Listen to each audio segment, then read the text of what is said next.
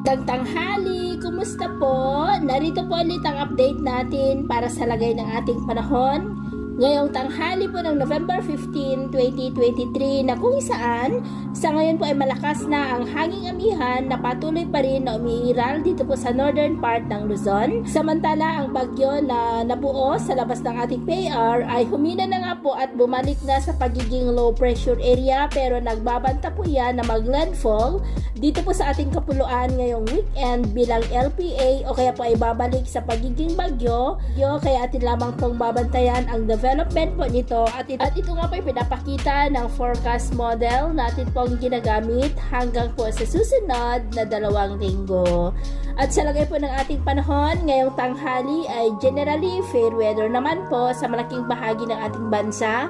Pero dahil po sa shear line ay maulap ang kalangitan na may mga pulupulong pag-ulan sa ilang bahagi po ng Southern Luzon at Eastern Visayas, maging po dyan sa may northern part ng Panay Island.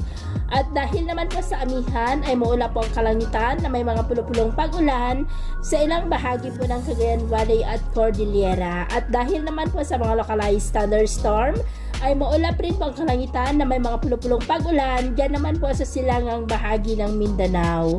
At sa susunod po na mga oras ay posible pa rin ang maulap na kalangitan na may mga pulupulong pag-ulan sa mga nabanggit po na lugar, kaya mag-ingat po tayo sa mga banta ng mga pagbaha at pagguho ng lupa.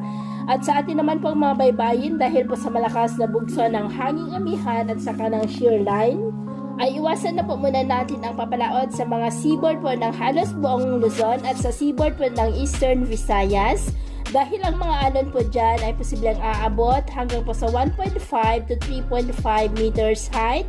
Kaya iwasan po muna natin ang papalaot, lalo na po dyan sa mga may kulay pula para mas makaiwas sa mga sakunang pangkaragatan.